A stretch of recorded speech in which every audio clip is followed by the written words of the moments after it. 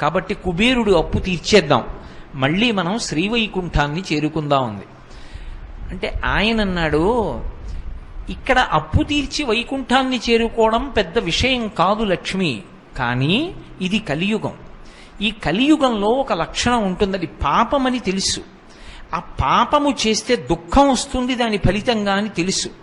తెలిసి కూడా జనులు దుఃఖకారకమైనటువంటి పాపాన్ని చెయ్యకుండా నిగ్రహశక్తితో ఉండలేరు.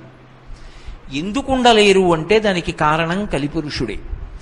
కలిపురుషుడు ప్రజలందరి చేత దుఃఖమునకు పాపము కారణమని తెలిసినప్పటికీ కూడా పాపం చేయిస్తూ ఉంటే, ఆ పాపము వలన దుఃఖం పొందుతున్నప్పుడు ఈ జనులు ఏం చేస్తారంటే ఊరుకోరు, అప్పుడు నన్ను పిలుస్తారు.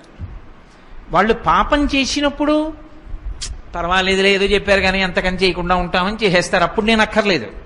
కానీ పాపమునకు ఫలితం వచ్చినప్పుడు